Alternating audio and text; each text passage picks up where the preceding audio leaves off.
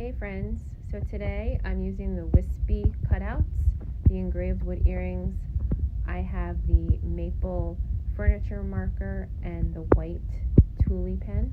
So I'm going to start off by filling the engraved portion of the blank with the furniture stain.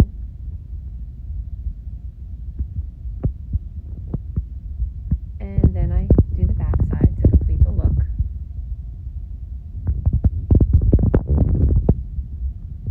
I'm using the white.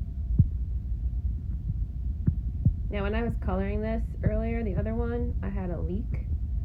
So this is where I got my creative juices flowing on how to fix it.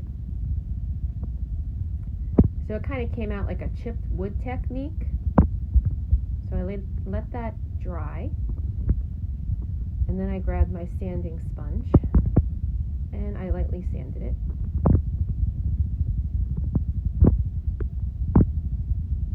There you go. Just wipe it clean with the dust cloth.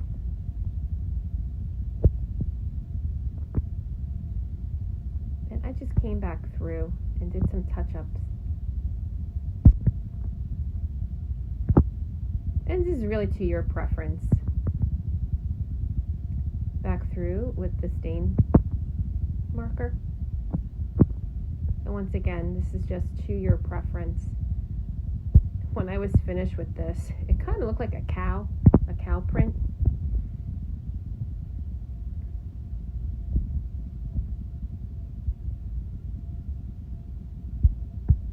But I always like to match them up and compare them both.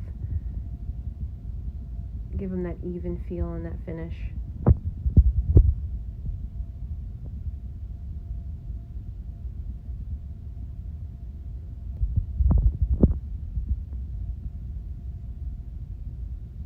And there you have it. Thank you so much for watching. Bye.